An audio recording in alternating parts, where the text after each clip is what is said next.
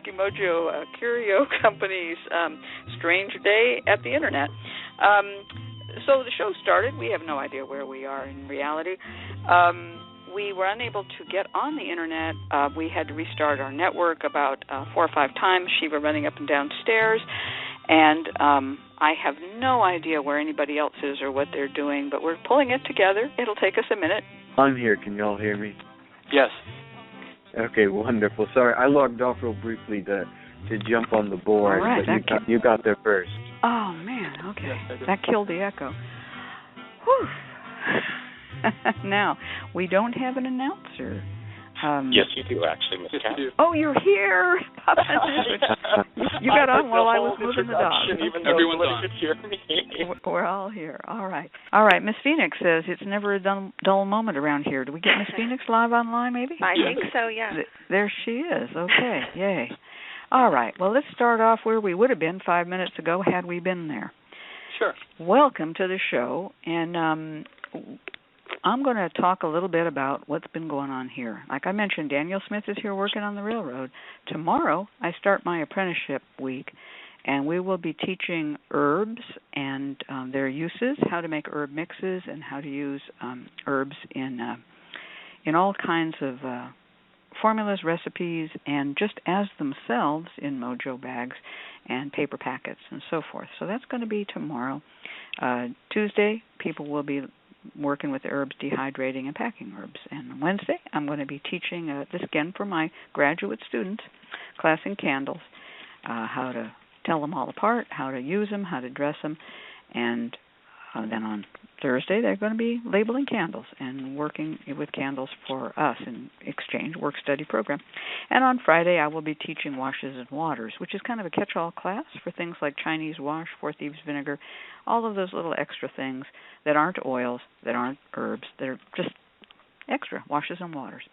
And so that's my week upcoming. And then on the weekend, we're going to have the Hoodoo Heritage Festival. Everybody's going to be here. Now, I know Professor Porterfield is coming in on Tuesday, and I know that Deacon Millett is coming in on Thursday. And Andrea Weston and Jamila Jones and Kai Armand are coming in on Thursday to start rehearsing their performance piece, which is The Voices of Hyatt. And I was privileged to sit in on a Skype session where they were basically, practicing and reading via Skype, but they need to also be able to block this stuff out. Mm-hmm. And it's really, really looking good. And they just, while we were in that Skype session, I was amazed at how they were inhabiting the personalities of people whom Harry Hyatt recorded. Each of them does a couple of different people and just speak about their experiences as Hyatt recorded them. And it's just beautiful. It really brings the material to life. I was thrilled. It's everything I hoped it would be and more. Impressive. Yeah, it was impressive. Bring some audio equipment. Bring a camera. We want to document this thing. Yes, please do. Yeah, we really want to. This performance is going to be something, and I hope that they really put it on YouTube or something if we can get some video. It's really amazing, and I was there while they were planning to invite, and I hope they have invited Professor Porterfield to play the part of Harry M. Hyatt. Nice. Now we're going to find out if he knows about that or not, or he's going to blow up the chat room going, "What?" But he's gonna basically play Hyatt and just talk a little bit, just a couple of sentences about how he did these interviews, and that's it. So it's really, we're working very, very hard. I've got flyers to typeset, and I've got a little bit more work to do. Charles is getting flyers together too, and it's really amazing. And it's just going to be an amazing thing. I wish all of you could. Professor Porterfield just posted. What? I guess they didn't phone you, honey. Yes, Professor Porterfield, you are playing the part of Harry Middleton Hyatt. I got to spring one on him. It's not a joke. It's true. It's true. He's probably sitting there going, "What? What?" But they needed a white guy, right? They needed a white guy. So yeah, it's going to be something else. It's going to be great. And really, the performance pieces. Kai is going to be doing one of my favorite characters. I'm not characters, real person, out of the Hyatt interviews. who is the boy girl. And some of you know who I mean when I say the boy girl. The boy girl was an intersex individual who, was a born intersex, person living in New Orleans who's came from a family of professional root workers and was a root worker, very young, 25 years old at the time when Hyatt did the interview. And Kai has wanted to inhabit this character, and he did it on Skype. I was blown away. It was like, I really got it. It was a boy girl. He really did it. And they're going to be in character. Professor Porterfield, bring your suit, okay? We all know that Mr. Hyatt always wore a suit. So that's what's up new with us. And let me bring in ConjureMan Ali and see what he's up to. Thanks, Kit. That sounds so fantastic. I am very sad that I'll be missing it. While you all will be joining together and fellowship and community, I will be traveling. So I'm very sad that I'm going to be missing out, but I will be there in spirit for sure. It's been, leading up to this travel of mine, I always talk about how busy it is. Well, it was extra busy this past week, and it's going to continue to be in the weeks to come. So I have been a little swamped, but it's a good type of swamped. I feel like every minute of my day I've got something to do. So like right as soon as this call is over, I'm headed to Mother's Day, and then so happy Mother's Day to everyone, and also happy Mother's Day to yourself. Happy Mother's Day to all. Yes, happy Mother's Day to all, and happy Mother's Day to Mother Cat over there. And then after that, it's right back to work, and so it's gonna be a fun week. And I do wish I will miss the radio. No, the radio show won't be on next week. We'll have a rerun. But I will miss everyone dearly at the Hoodoo Festival, and my love to everyone. And for people who are wondering why I'm not in the chat, I'm restarting my computer, so I'll be there. Oh gosh, more computer issues. All right. Well, I'm gonna bring in Miss Phoenix. Now I'm just looking at Facebook where Nagashiva posted in my name on my Facebook feed. The promo for the show. And I just noticed something very interesting. He put up Miss Phoenix's picture, and he put up the picture of the cover of her book. Now, I was the one who did the coloring on that book. The original design was done by Gray Wolf Townsend. And I said, because I've been a comic book colorist and everything, I said I wanted this little 2 shades of green, and I wanted these 2 shades of purple, and I wanted this little tan, and I wanted the Jesus to be a black Jesus, and do the flames this way. And so we had a good time, me and Gray Wolf, working out the color scheme of this cover. And now I see this picture of Miss Phoenix right next to her book. And Miss Phoenix has reddish hair. It's kind of just like this reddish gold, like on the cover. She's wearing purple. She has a little lilac flower, and she's in a green, grassy knoll, I would say. And it's really strange because it almost looks like I matched her to make the coloring of that cover, and I had no memory of that she had that photo. What a trip. So, welcome. And I got to say one other thing. Somebody said to me, you picked New Orleans' color. No, actually I picked the color of a dress that I had designed and sewed for myself around 1966, 65.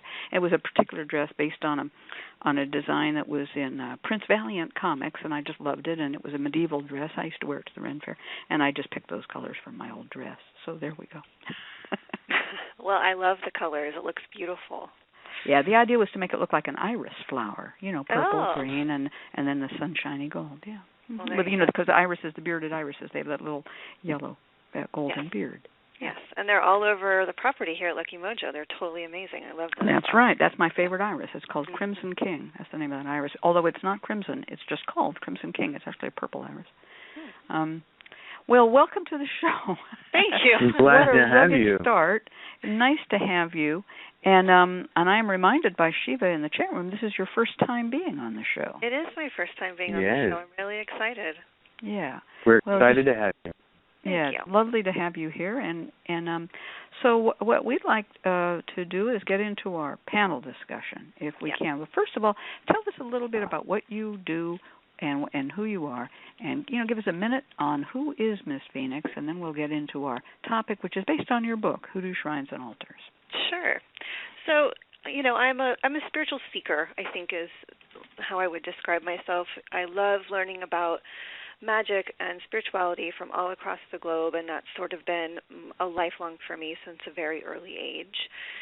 And I work at Lucky Mojo and Missionary Independent Spiritual Church, so I've been blessed to sort of be in the heart of the hoodoo mecca, so to speak, and just absorbing information here every day, meeting amazing people here every day, and taking that out and helping people. Like, that is my heart's work, is to do the work that helps people grow and get what they desire in life and shift their lives for the better. And I'm just so blessed to do that work and to be a part of this community. So I guess that's like a 10-cent version of who I am. Well, I would add that you come out of the neo-pagan community primarily, right? Right. I'm a little bit non-traditional of a practitioner, and I pull threads from different fields of spirituality. But I feel it's important, with my clients, I really want to know what their spiritual practice is, and then we work from that level. So it doesn't matter who or what the background is. We can find common language to achieve goals and transform lives. And would you say that most of the work you do is in any particular area? In other words, do you do justice work? Do you do love work? Do you do money work? Or do you just do all sorts of general root work for people? I do a little bit of everything. I don't do breakup work, but I do justice work and reversing and love. I'm a fan. My favorite thing to do is uncrossing and jinx removal, but I prefer to do that hands-on. It's much more powerful, in my opinion, when I can actually be with that person and really feel that their energy and their spirit. I love it all. It's all awesome. That's very cool. All right, well, let's get down into the subject of your book, Hoodoo Shrines and Altars. Now, of course, there's going to be people right away who goes, what are you talking about, Hoodoo Shrines and Altars? Hoodoo's not a religion. Well, if you look at the picture of the cover of the book, you'll see that it just basically shows a small Christian altar, and that is the basic Hoodoo shrine or altar that we see.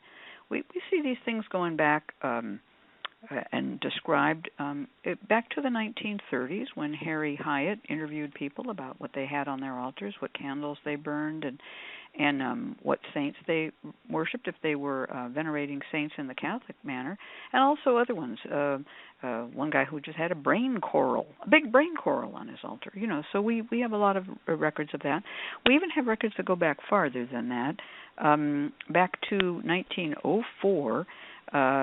There was a woman who wrote a novel, but it was a nonfiction novel called An Angel by Brevet, and her name was Helen Pitkin, and she described going to see a root worker in New Orleans, which is where she lived, and she was a white lady, and she described this altar on the floor, and that kind of a floor altar. We can see pictures of going back in the Century magazine back in the 19th century. And if you go to, for instance, readersandrootworkers.com, you'll even see a picture of that altar, courtesy of Professor Porterfield, who found a picture of it and uploaded it to the Readers and Rootworkers site.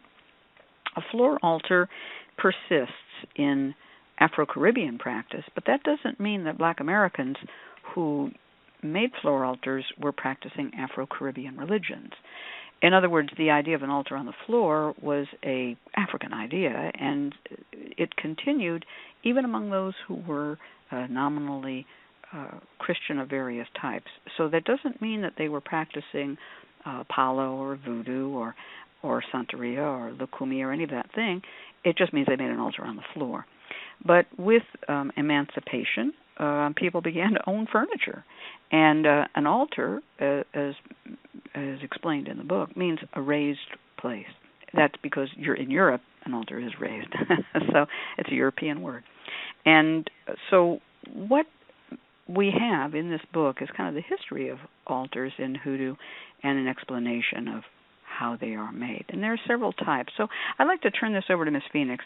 And one of the things I'd like you to talk about, Phoenix, is the difference between an altar of veneration, a shrine, and a working altar, and a temporary working altar, okay? Sure. So, I'm a Taurus, so we have another triumvirate of Tauruses on the show again. Yes. I know we have 4 because Papa Newt's a Taurus and he's doing our announcing today. Perfect. 4 more Tauruses. But my moon sign is in Libra. So for me, things that are beautiful and aesthetically pleasing are very important, which is part of why altars is totally my thing. I build altars all over the place. I build altars in friends' houses even when they don't ask for them. I really am into creating altars. And I think there's this idea that if you go and work your spell and you're doing a love spell and you set it out on your table and then you're making a honey jar, let's say, and you hide it in that paper bag and then you go hide it under your bed. Well, did you use an altar? Do you have an altar? Yeah. The working space that you used is your altar. It may only be your altar for 5 minutes. It may be an altar for 5 days. It may be an altar for 5 months, 5 years, or your whole life. But anytime you're doing magical work in a space, that space now becomes your altar. And I feel if you approach that space with that reverence, you're giving it a little bit more of that energetic. You're putting that signature and that mark on that space. And in my opinion, the more that you can have those signatures and those marks build up and add up and support the work that you're doing, the more powerful your work's going to be. So a working space is kind of like I just said. It's the work that you're doing in that space at that moment, at that time. It could last a really long time. It could last 5 minutes. But within the time that you're working your spell, that is a working altar space. And I'm gonna put in something here because I know Ali has said this before on the show, and so have I. The word altar is not often used among Protestant Hoodoo practitioners. They would more likely say something: my little place, my space, my table, my vanity top, my bureau, my chifforobe, my kitchen table. And the word altar carries in America a slightly churchy attitude toward it, but some churches have big display altars like the Catholic Church, and some have a very simple lectern, like a Baptist preacher often just has a lectern. He might have a little bit of a floral display or an altar behind him, but he's not serving a deity at that altar. Okay? So the word altar is a bit contested, and we're not trying to push it down people's throat. It's just a convenient term, literally meaning a raised place, a place set apart for sacred spaces. So shrine is another word that has an interesting meaning. It means definitely a place of veneration, usually a place of pilgrimage as well. But also people talk about a little pocket shrine, and that's a term that's used a lot and has been, since the 20s, where it's like a little portable thing that you can carry with you, unfold, and it's a little altar, and that's called a shrine. But shrines are usually for veneration. Altars can be for work or for veneration. And I just want to put in a word here for anybody listening who says, well, what are they trying to run this terminology on us? We're not. It's just we need a word to call the book. But, you'll see what is a functional altar could be just a whole series of photos of people in the family. That's an altar. It's a family altar. Yeah, and I think there's also people often hear the word altar and assume it has to be some big, fancy, ostentatious thing with all of these very dedicated objects, and it doesn't. It can be very simple. One of the most beautiful ancestor altars is a picture of your beloved dead, of the ancestors in your family, your grandmother, a cup of water, and a candle. Really, that's all. That's an altar right there for your ancestor. It doesn't have to be huge and elaborate or take up a whole room, although that's nice too. But, a very simple setup is also an altar. And, just like you said, Miss Cat, the language of altar or shrine helps us to have this conversation. It's not necessarily the rule. Right. That's right. I think what we're doing is we're using the word altar in its function, right? Yes. So it's an anthropological definition, if you will, or a folkloric definition that the people themselves may not have used, but that's what it is. It's an altar, right? So like me growing up, we didn't hear the word altar in Hoodoo very often because I work with predominantly Baptist, Protestant workers, a couple Pentecostal, right? Right? But I knew what the term altar meant, right? And I was familiar with Western ceremonial magic and these other traditions where the word altar was used, and I'm like, okay, well, this is technically an altar. So I knew what it was, and that's why this word is being used. I know some people really object to it, but it's an objection that is not necessary. That is what we're working with functionally. And I just want to throw out some really basic ones that I remember, is drawers, you know.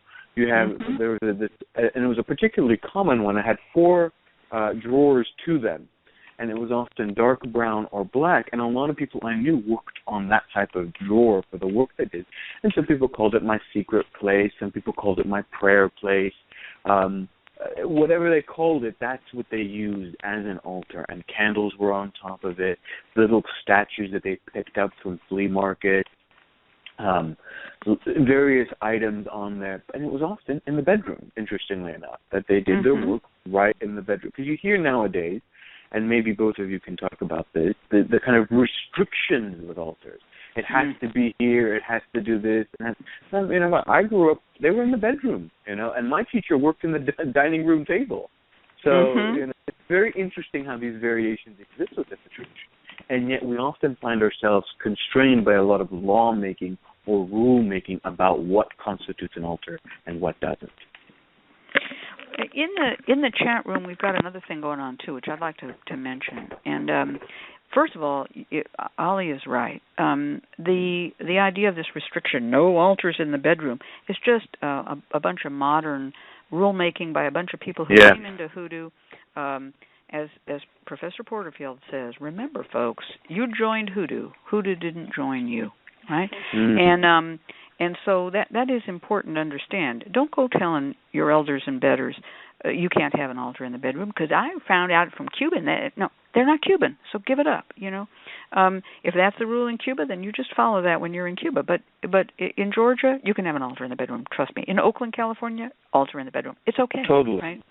So, you know, I just need to say that, always remember, when you join a cultural practice that is not your own, meet people in that culture, ask them, and don't be reading books, and don't be talking to people who joined it themselves from another. I mean, no offense, but don't be asking that Cuban about how to do something from Alabama, because they don't know, okay? So that's the altars in the bedroom. But let me go on with another little thing here, and this is about ancestor altars. Papa Newt said, if you don't know what an ancestor looked like, you can take a picture frame and paint the glass black. In other words, reverse paint the glass black, and you just basically, it's what's called a black mirror. And you'll see the piece of yourself that is reflected from those ancestors. And that is one way to work. Another way, which I learned a long time ago, was to take a generic statue of a person of the ethnicity, historicity, and gender of the person you wish to represent. And somebody asked me, what do I mean by that, a generic statue? Well, when I was young, there was a line of statuary called Ebony Treasures, and maybe somebody remember that. And they still make them, and there's other lines that are similar to them. And they would show, they'd be just like a generic statue of an older gentleman and an older woman dressed for church, and maybe they'd have their grandbabies with them, and it would be this real pretty little, mantelpiece statue, right? And that would stand in for the grandparents or great-grandparents for which you had no photo. Or let's say that your ancestors, many people in my friends, and I will speak to somebody, actually a good friend of mine, Ms. Robin York. She has beautiful statuary of African warriors. Well, she knows she's from Africa, right? She's black-skinned woman, right? But she don't know who those people. She knows she's from Texas, but she don't know that. She don't know where in Africa so much. I mean, she has some ideas, Cape Verde Islands and things like that. But she buys these African statues. They are a way of focusing your energy and attention if you don't have a photo. Remember, photos were not invented all that long ago. I'm over on a place called Geni, GENI.com. It's a genealogy site, and there are little discussion groups and little side things. It's kind of like Facebook for genealogists. And one of the things is there's a discussion group, or a little group you can join, called Oldest Photographed Ancestor. And I found that in my family, my oldest photographed ancestor had been born in 1794, and he lived well into the age of photography. But so far, the oldest photographed ancestor of anyone in that group was born in 1734 and lived a long time and got photographed, very early photograph. So one of the things that we know is that if you do want to contact deep ancestors, you're not going to find a photo. But you try to find that earliest photo. It's going to, it's kind of a good thing to do. And Ollie says again, a man who had a blank photo frame for all the ancestors he didn't know. Yeah. And Miss Michael puts in a note too here in the chat room. Black Hawk in a Bucket is an example of the use of generic statues in ancestor work. That is true. Black Hawk is a spirit and being in and of himself. But Black Hawk also was taught to me by a member of the spiritual church movement in Oakland, that he would stand in for unknown Native ancestors. And there's a lot of black people have unknown Native American ancestors, and Black Hawk would bring them in for you. And so Black Hawk in a Bucket would represent not only the work that Black Hawk himself could do, but that he would reconnect you with your native ancestral strain and lineage. So yeah. And ConjureMan, yeah, you got to say what you just wrote in chat about getting the name of an answer. Because you brought up the websites, and sometimes one of the great things about these genealogy websites and these various services that are available is that they give you a name. All right, so ancestors often are an amorphous kind of group of spirits. We refer to them as the ancestors. But we know the ones that have passed recently, grandma, grandpa, great uncle even, and such. But when we get further back, they become this kind of amorphous group, the ancestors. But investigating, working with genealogy sites is a great way of then finding a name of a person from 100 years back, 200 years back, 300, however far back it goes. And then that person becomes an individual that separates out of that amorphous group. And you can include them in the work by calling out their names. So you call out grandma and grandpa, and then you also call out this ancestor's name that you found, and then the ancestors. And that's a way of kind of processing or working with the ancestors bit by bit, bringing them out of history into and activating them, or I'm using a very historical term, look at me activating, and bringing them to life into your present by calling out their names. So finding a name is a very, very powerful link. And if you ask your ancestors to come forward and help you discover who they are, that's one of the first things they'll do. They'll show you a way of getting to their name. Right? They'll come up in a conversation. We had this great-great-uncle named Johnny. Did you know? Oh, I'd never heard of him. Yeah. That's one of the ways that you get connected. Another thing I'm going to recommend for ancestor veneration is get your DNA tested. And then go in and take a little study on that area of the world where that DNA originated, or mutated from the basic stock, and get some photos of that place, and that's good work. Now there's other kind of altars besides ancestors. So those are the ones that we always talk about in the African tradition. Ancestor veneration is so important, but there's other kinds of altars too. And I want Ms. Phoenix to talk about making a temporary altar. She has some techniques that work really well. Dusting down the surface, putting some stuff down, making the altar on a cloth, and then tying. Tell them about that, will you?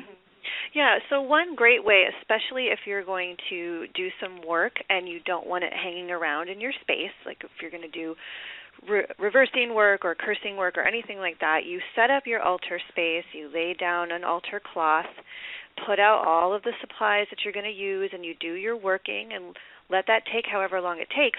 But then when you're done, instead of having to put each individual piece away or scoop up any wax that may have melted or dust off any herbs, you just tie up that altar cloth. And then you can dispose of that work all in one shot.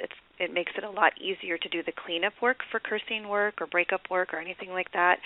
You just take that little bundle and you can dump it in the crossroads or go and dump it in a flowing water, however you want to get rid of the working that you're doing. But you can use the altar cloth as a means of disposal, and it makes it a lot easier. Right. And then you come back and use Florida water or Chinese wash or whatever to get the energy gone.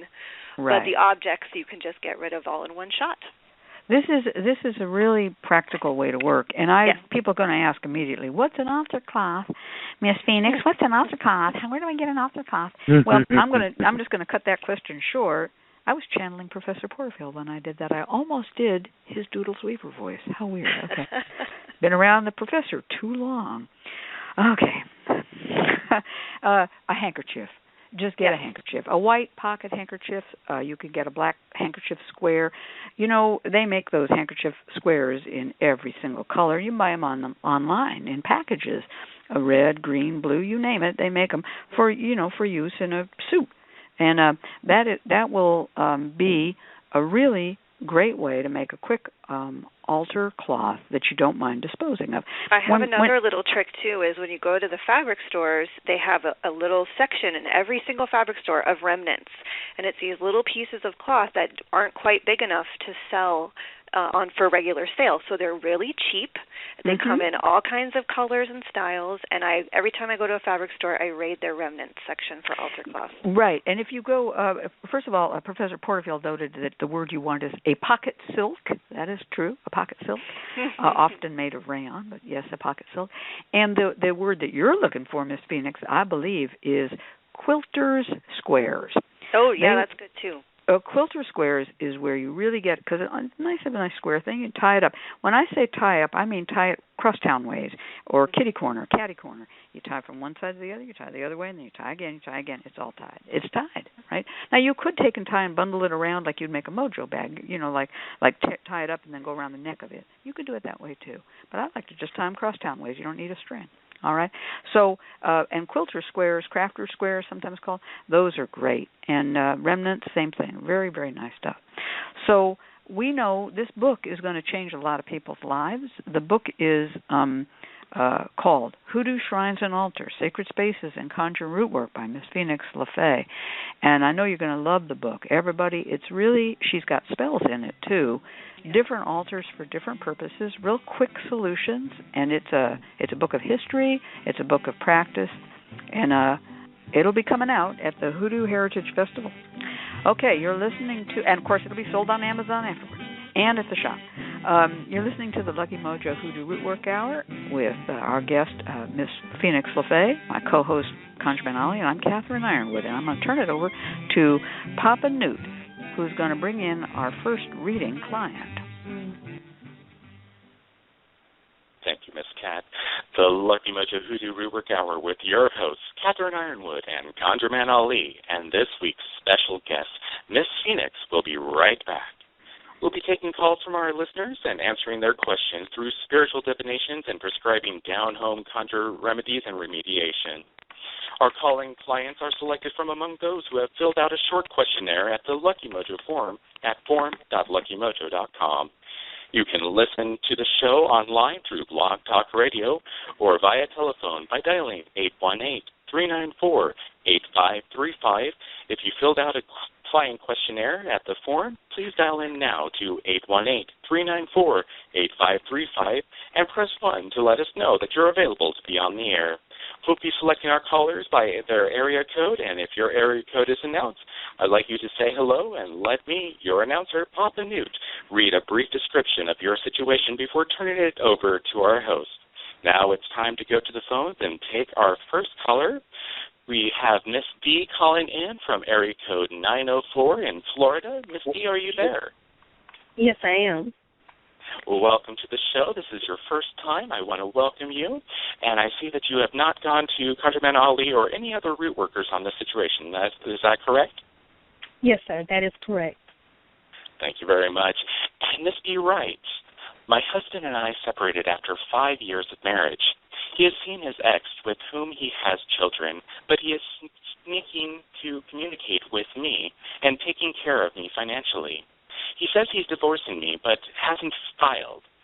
He signed our house over to his ex, and she is harassing me in person and via text message. I'd like to like my marriage restored if possible, and would like a reading on this and some advice for root work. Turn it over to you, Miss Cat. Wow, Miss D, that's a serious situation you've got going on, honey. I'm so sorry. It's just a bad for you. I feel terrible. Let me ask you a few questions before we start the reading. What sign of the zodiac are you? Sagittarius. Sag. And what sign is your husband? Capricorn. And the ex that he has children with, how many children does he have?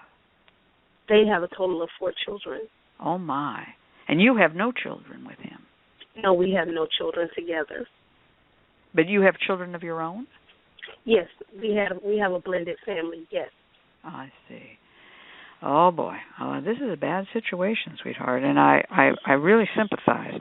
All right. I'm going to ask one other question. Do you have a lawyer? I do not. I have talked to a lawyer. I've had a consultation. All right, honey.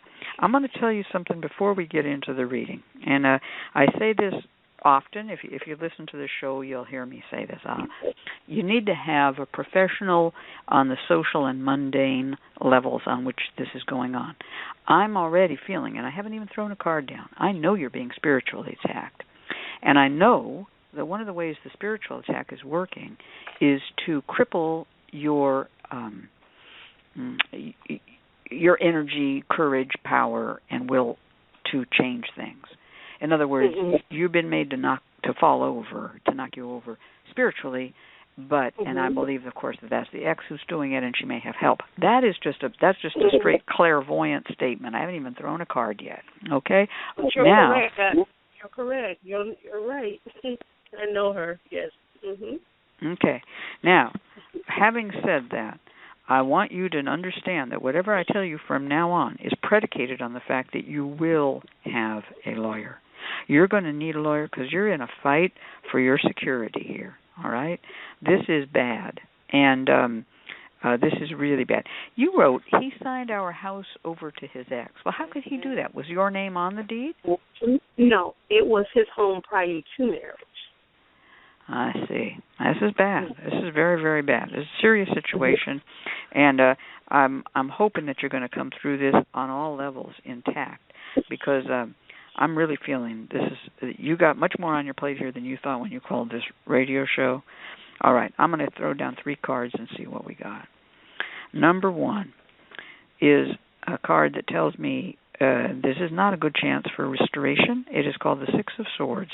It shows a man rowing a woman with a child across a river, and there are 6 swords stabbed into the boat that he's rowing. It's a little flat-bottom boat. And this is a man trying to push you away with your child or children.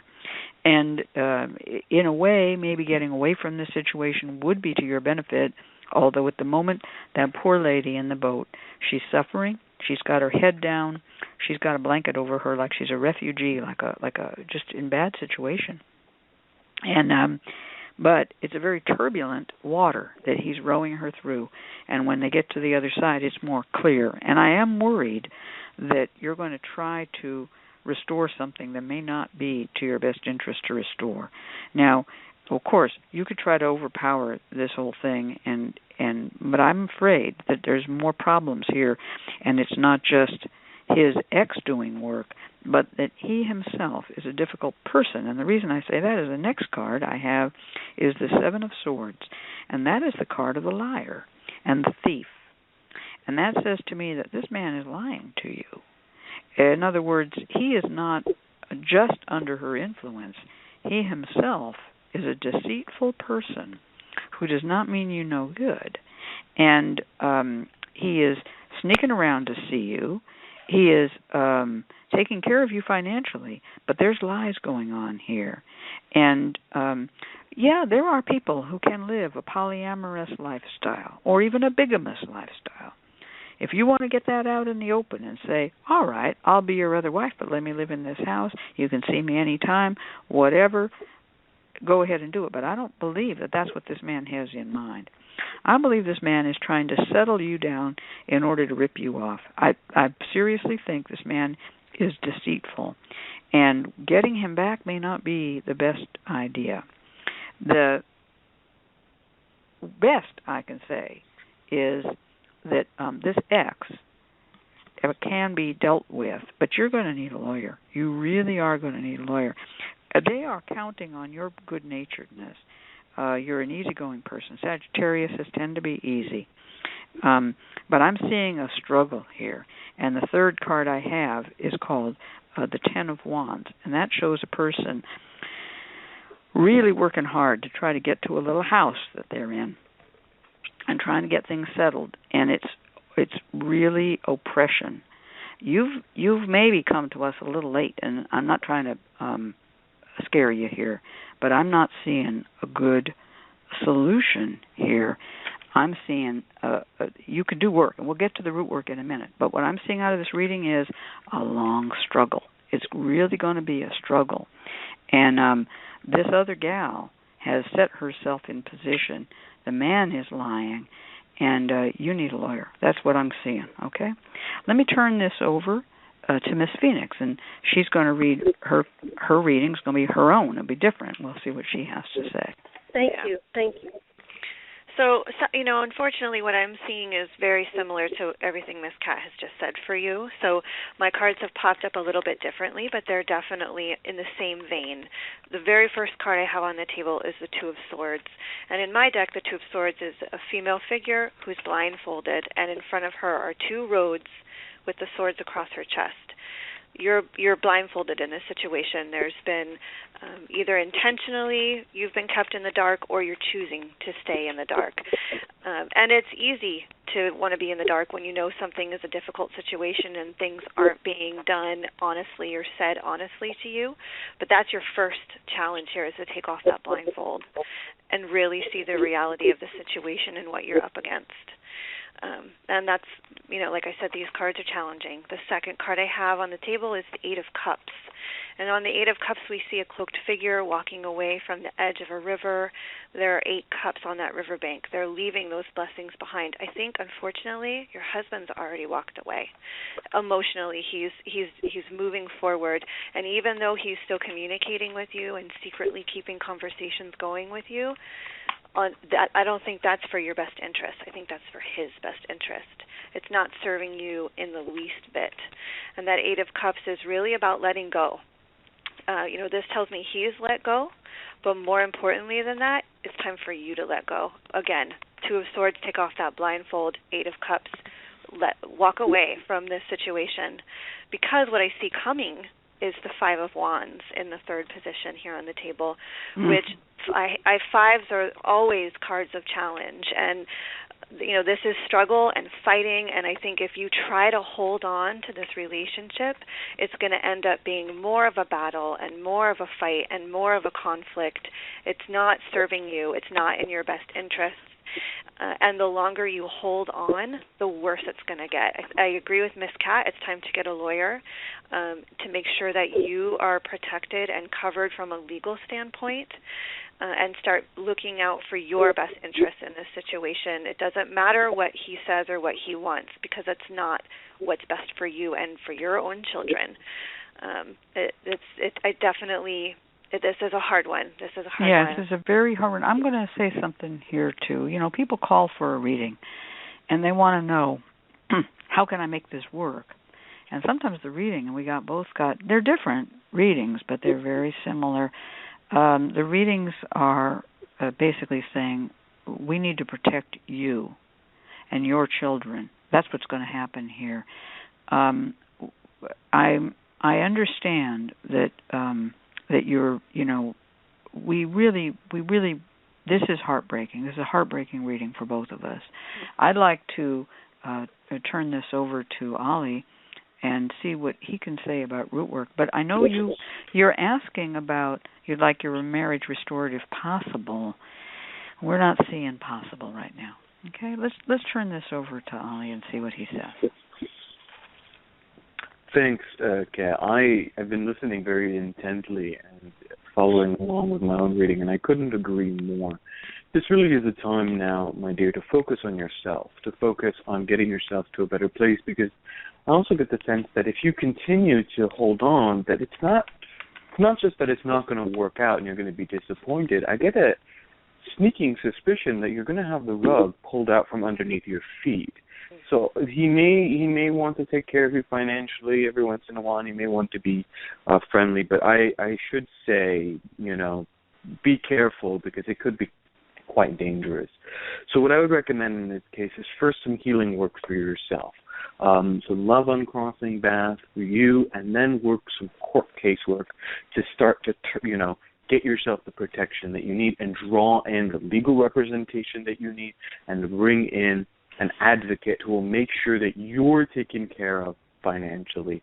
What I would recommend first and foremost is to gather these herbs. I want you to get rose petals. I want you to get rue. I want you to get violet leaves.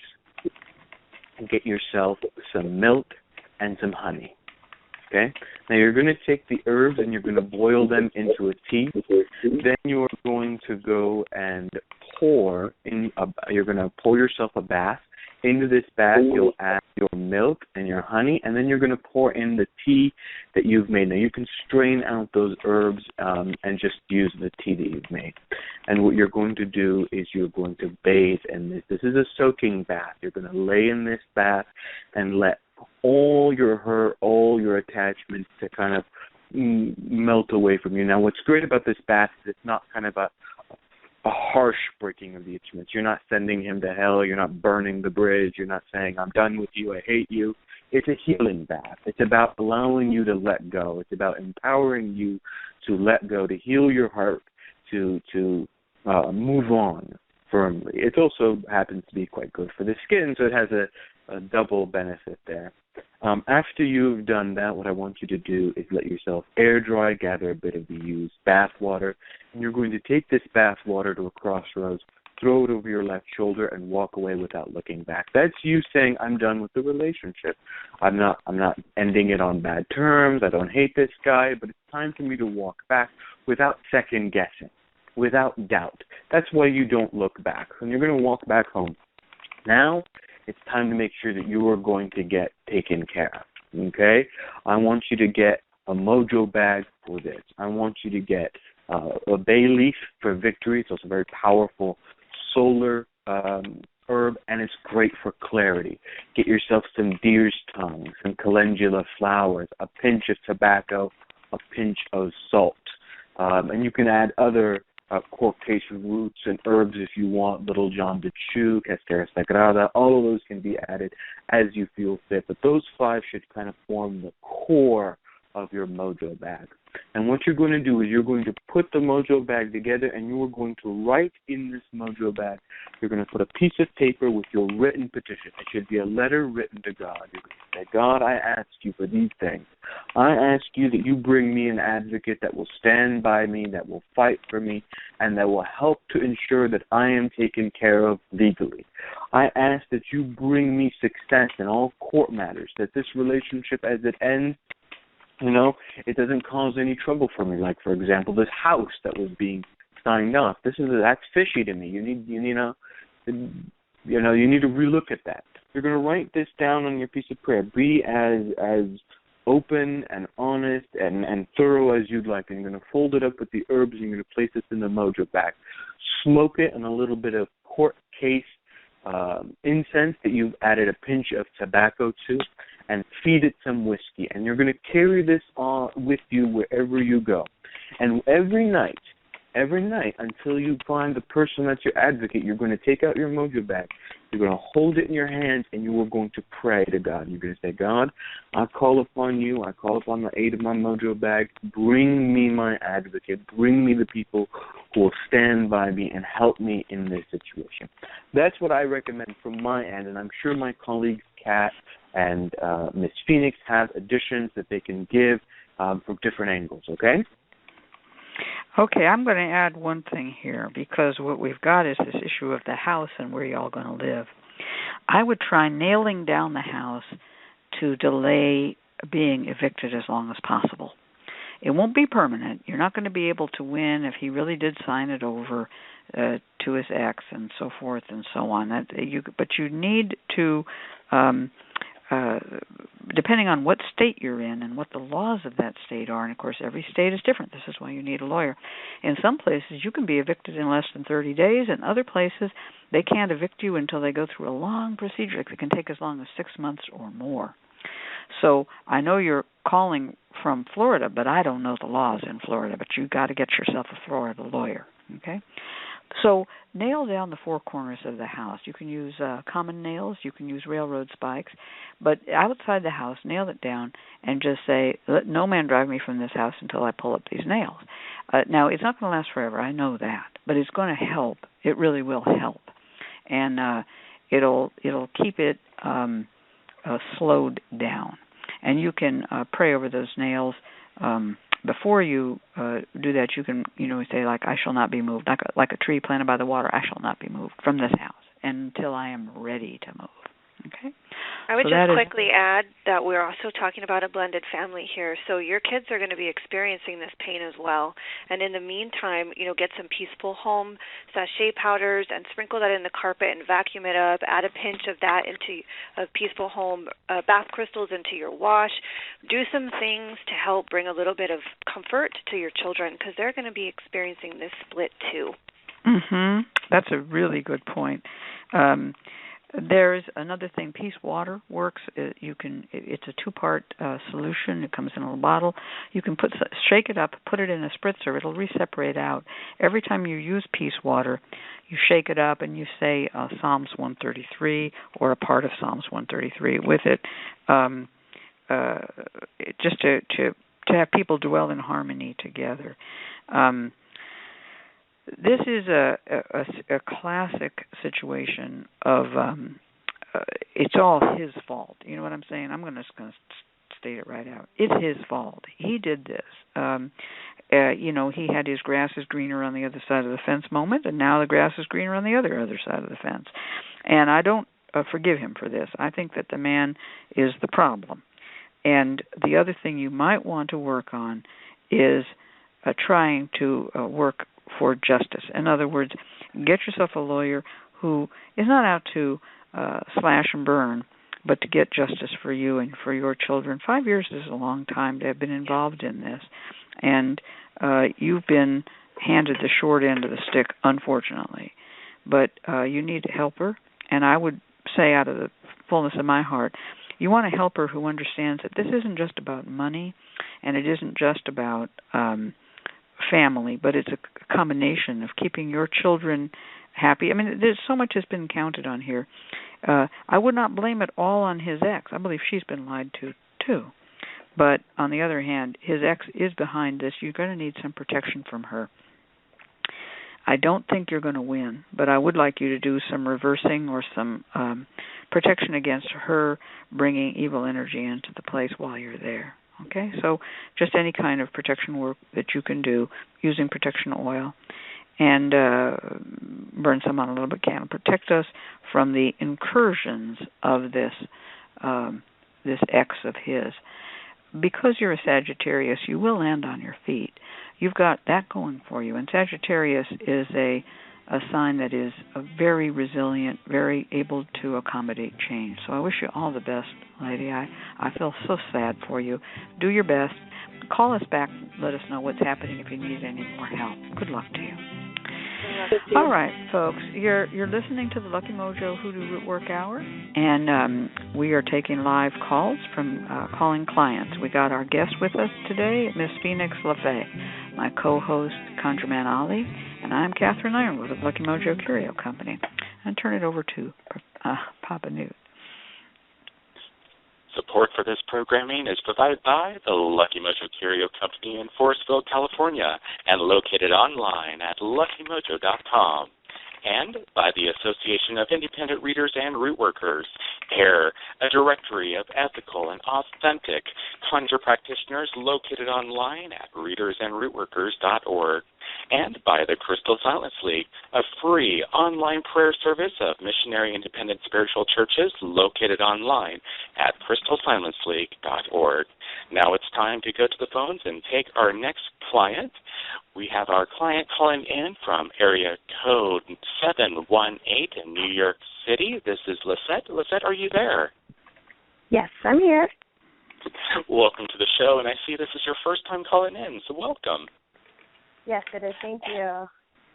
You're very welcome. And I see you have not gone to Miss Cat or ConjureMan Ali for this situation or any other readers or root workers. And she writes, I'm recently married to certainly, thank you. And Lisette writes, I'm recently married to my boyfriend of 9 years. We've known each other since high school. His parents are dependent on him and require his time and attention.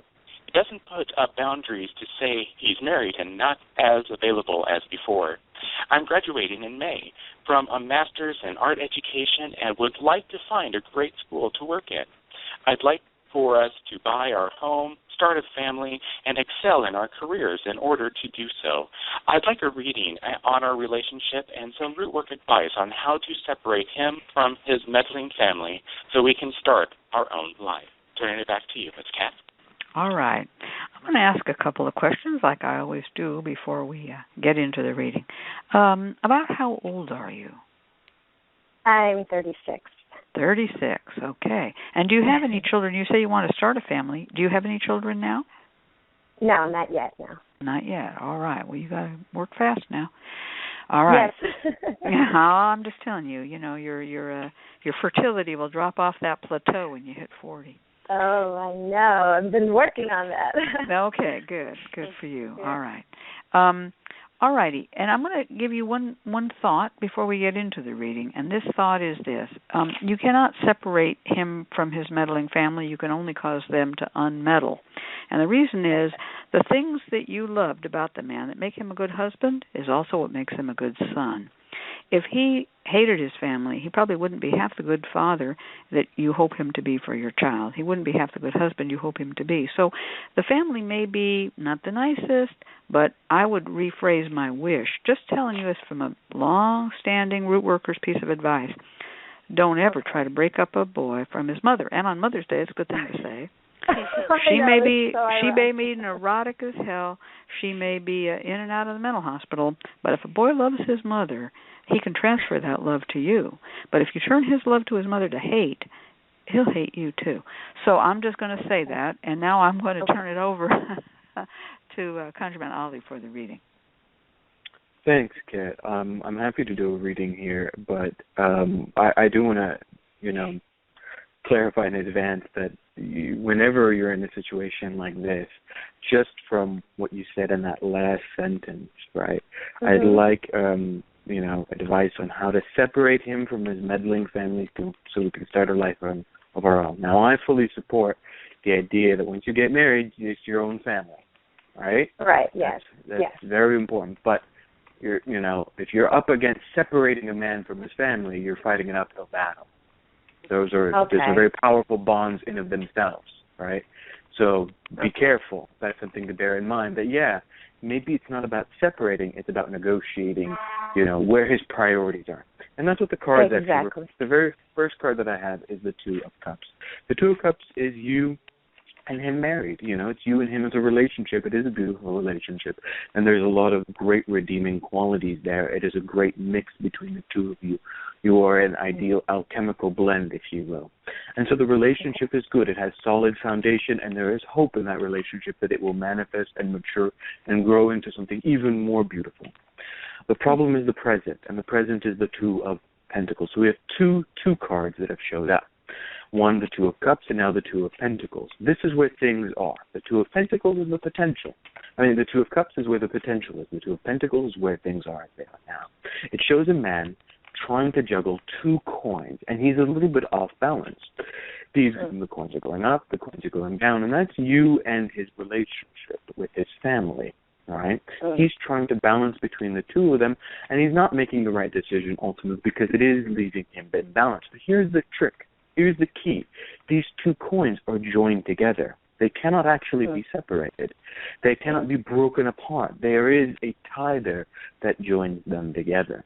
And the final card that I have here is the Ten of Pentacles. The Ten of Pentacles is family.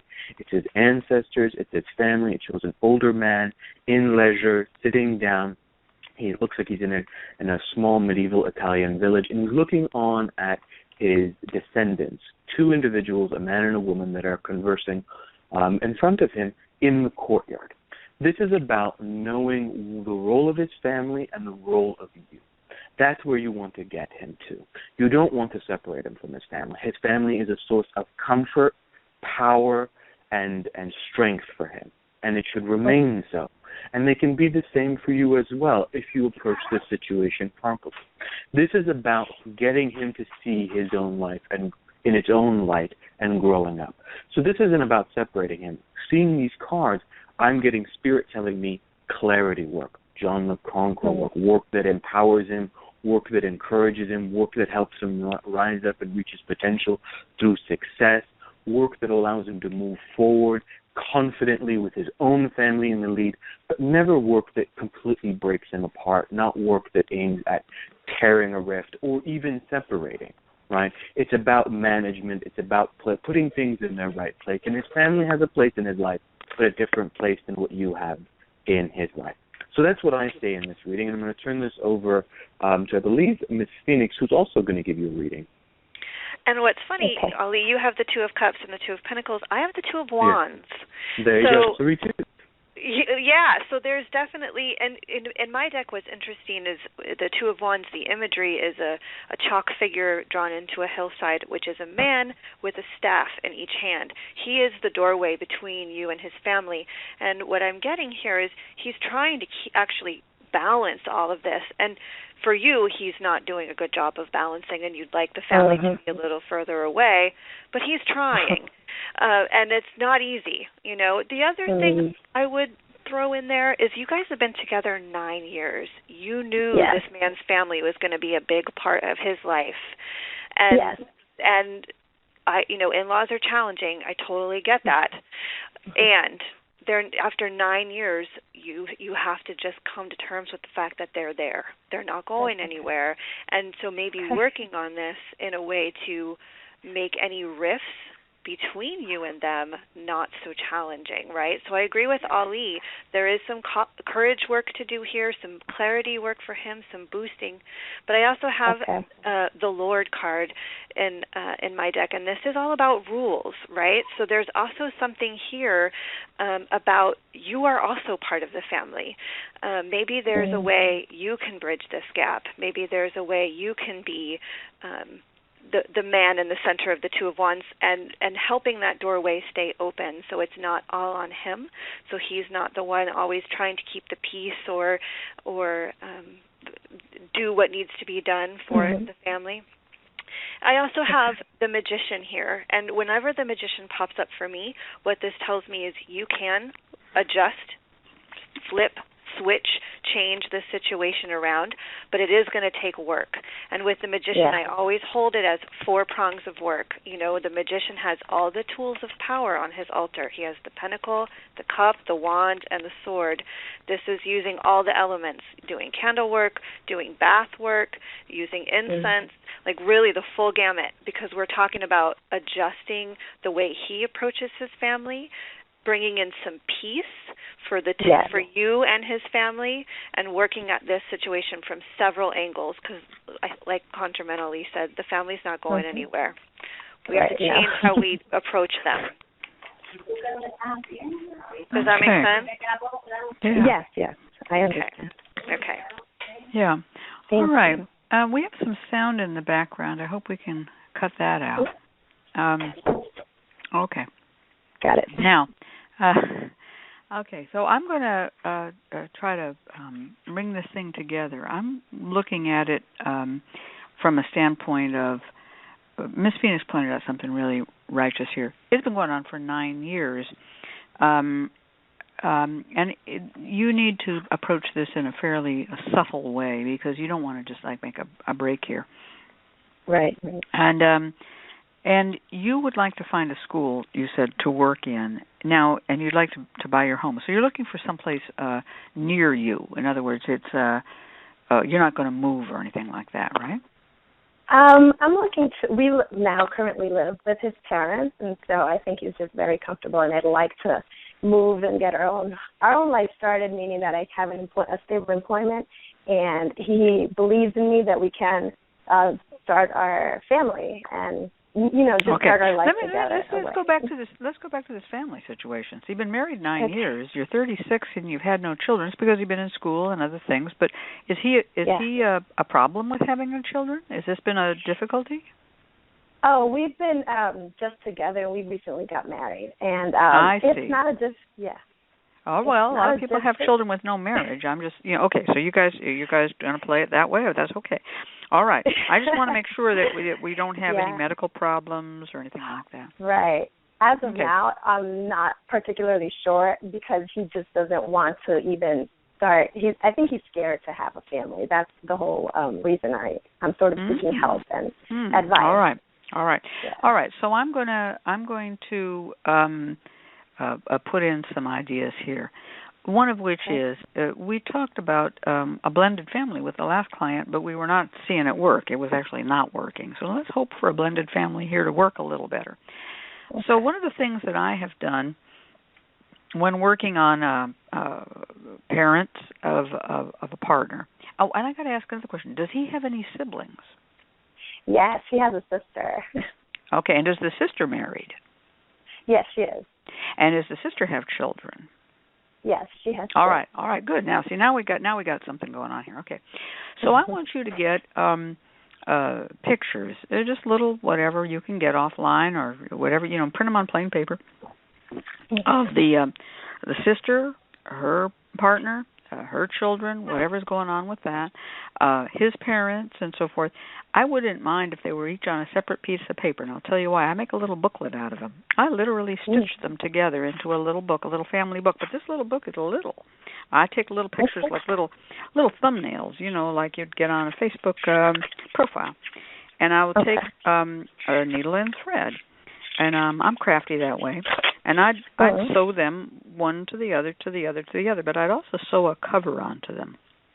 And the cover would be a picture of as many of you all as you can get together. If you can make Photoshop, so much the better. But you want to have a picture of maybe a house, or you could use that Ten of Pentacles card that just got pulled. Ten of Pentacles is the ideal card of the ideal family, all together in a little Etruscan villa. You know what I'm saying? It looks nice. So, but you're going to make a little booklet. And you're going to take and literally stitch these guys together, stitch by stitch by stitch, and make a booklet. And in between those pages, there'll be blank on one side and picture on the other. On the back of each one, you're going to write that person's name, and you're going to say what their role is in the family. Father-in-law, or whatever, and sister-in-law, and so forth. And you stitch them all together. And now you're going to do what some people call ruining that book. You're going to make that little book, but it's a packet. And you're going to take and you're going to put a little spot of honey between and glue them all together. Each page gets glued together with honey, right? And as you do it, you're going to say, let us all be in harmony with one another. As the bees in their hives that work together to produce sweetness, let us be a family that works together to produce sweetness. Okay? And you can then take a little bowl of sugar. Now, you notice I did not say a bowl of honey. I said a bowl of sugar. And you're going to take this little thing. Now, if you want to, wrap it up in aluminum foil and make it nice and neat and put it in that sugar bowl. Some people wrap it in aluminum foil. Some people just put that little thing in there just loose. Okay? Doesn't matter to me. And put the sugar over it in a jar with a lid, like a canning jar, like a wide-mouth canning jar with sugar. And you can shake that sugar up. Use that sugar in cooking. That sugar you will use in cooking anything that you serve to any of those family members. If they have a little party and everyone's, I'll bring the cookies or whatever it's going to be, right? Here, Auntie Em, let me sweeten your tea. Whatever, you're going to use that. But that little booklet that you've made is the booklet of the family. You can tie it together, closed, with a little string, like a little package if you want to, with the thread that you've sewed it up with. You're going to have to be a little crafty on this one. But the idea is you've glued them all together with honey and you've said your prayer over them. Let us all be, as brothers and sisters, as mothers and children, let us all be together. Okay? And that is a very simple form of work. Now, you can add things to the sugar. Okay, some of the things you might want to add to the sugar would be a little cinnamon, so that you have the money to buy your own house, you buy your own home. And cinnamon always brings in money, right? You could add a little bit of vanilla. We talked last week about using a whole vanilla bean to scent the sugar with vanilla. And it's just a real vanilla bean, and you put it in the bottom of the sugar jar, and that'll last for quite a while. And you can add new sugar as you take sugar out and use it. But the idea is that you're going to do that where they are going to actually taste or contact it. The other thing you can do is to sprinkle a little of that sugar around your threshold, so as they walk in, everyone who walks in here must be sweet. Okay, must be sweet to us. All right, that's kind of my ideas for some work. How about you, Phoenix? Do you have any ideas? Well, I think sweetening the family and getting everyone on the same page and making that smoother and easier is definitely the right step to go.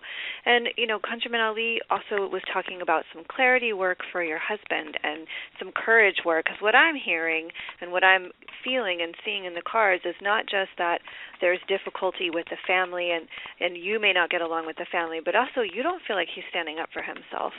So doing work to help his courage and boost his, John the Conqueror, getting a Mojo. And if he's open to this kind of work, all the better, getting him to carry a John the Conqueror Mojo and to sort of work with that energy to boost his own courage and standing up for himself.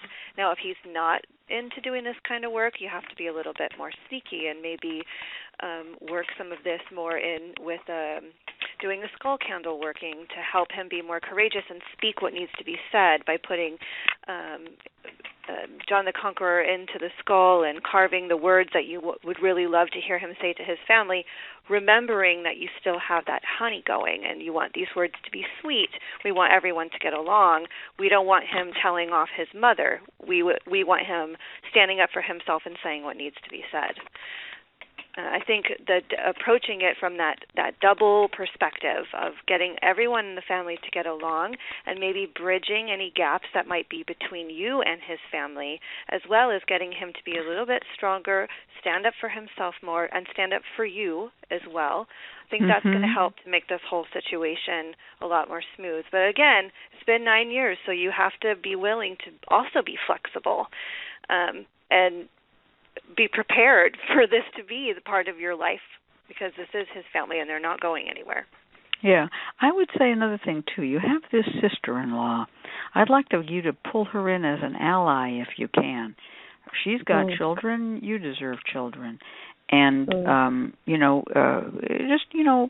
get her as an ally. And, again, put her in that little booklet.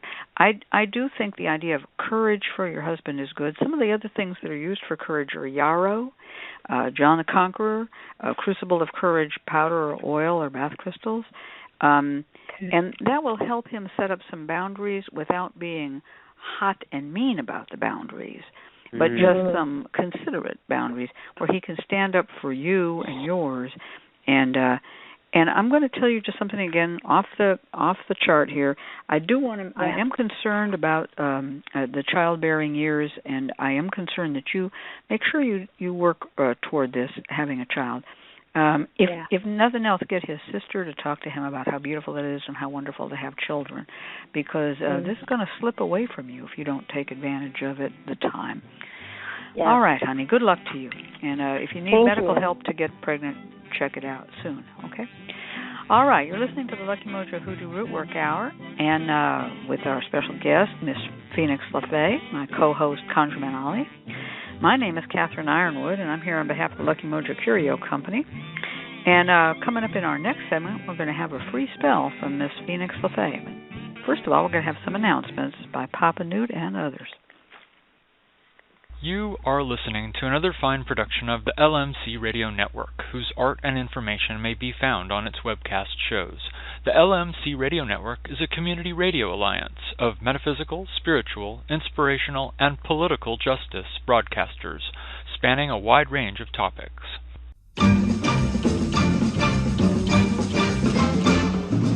The LMC Radio Network is a media alliance that brings you the best in hoodoo, conjure, witchcraft, rootwork, new thought, spiritualism, and pagan ways.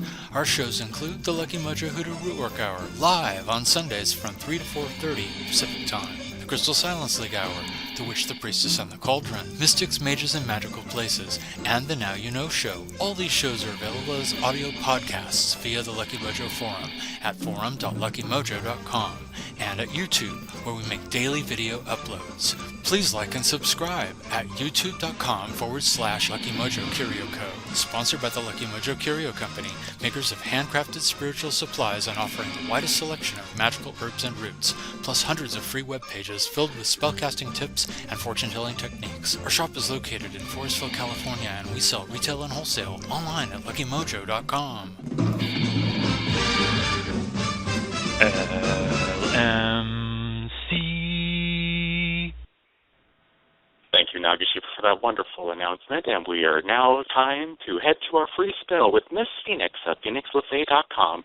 Turn it over to you, Miss Phoenix.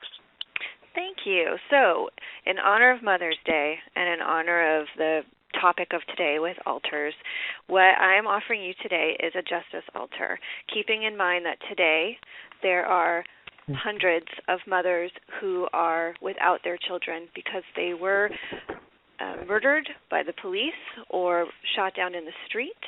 This is a huge, huge issue in our culture right now, and it's one that really touches my heart. And so that is the spirit of this altar is for justice. So the first step of creating a justice altar is to find an ally that you're going to work with for this altar space. This can be anyone that you really look up to, alive or deceased, who has been a voice for change. For me, on my justice altar is Sojourner Truth, who is an amazing woman. Feel free to Google her name, Sojourner Truth. Amazing. But you could create this justice allyship with Maya Angelou, with Bayard Rustin, with Reverend Martin Luther King Jr., whoever it is that really stands out to you as an icon of change. First thing you're going to do is get their photo, put it in a beautiful frame. You can print this out from Google. Put it in a beautiful frame, and then find the space in your home where you're going to create this altar. Clean this space off, all the time focusing on change.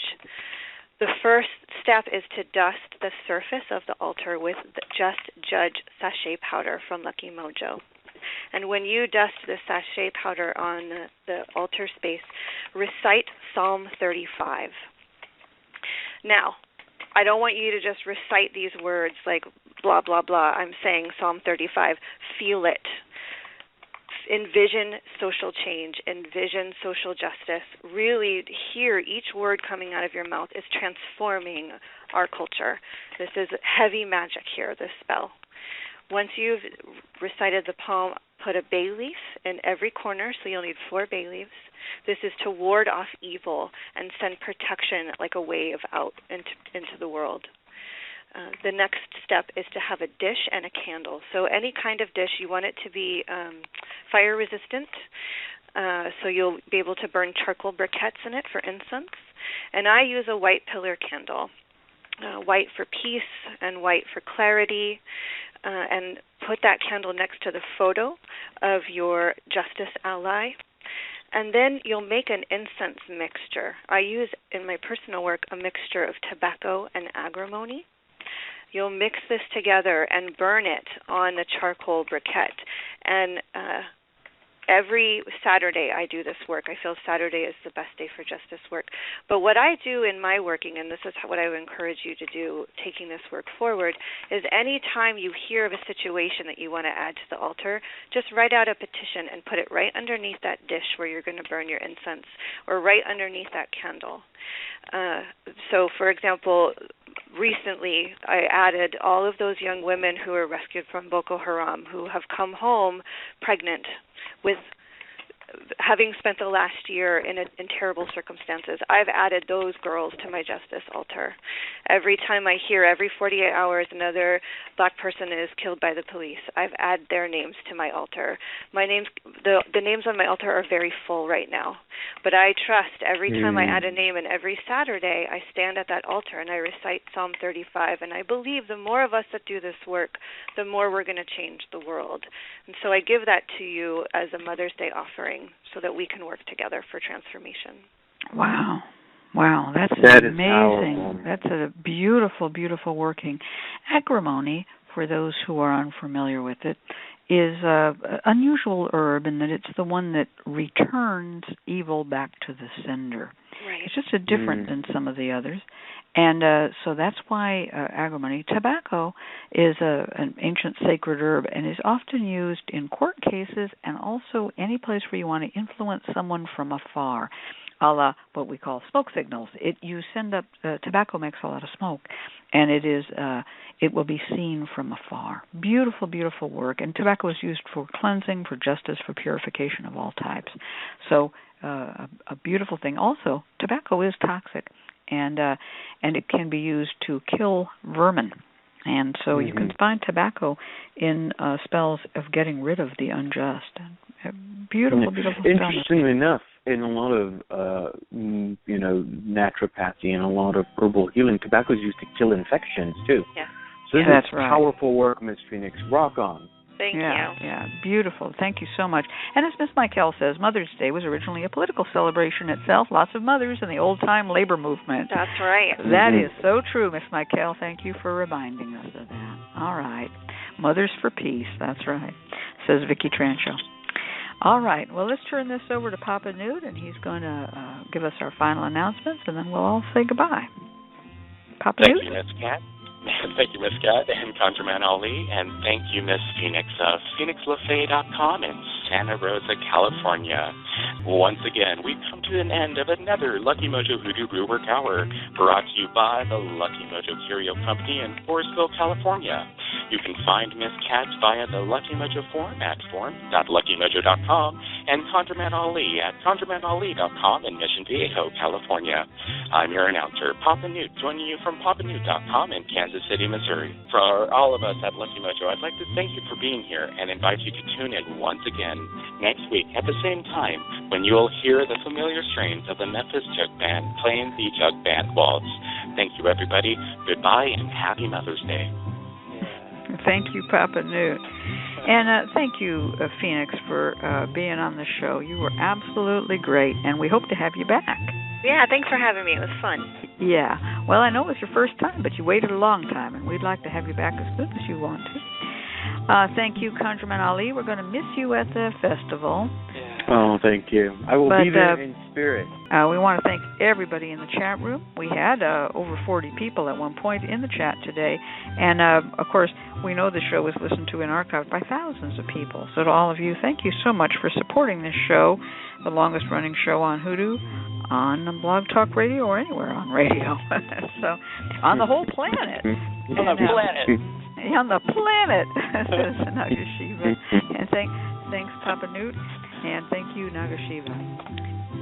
Good night, all. Good night, everyone.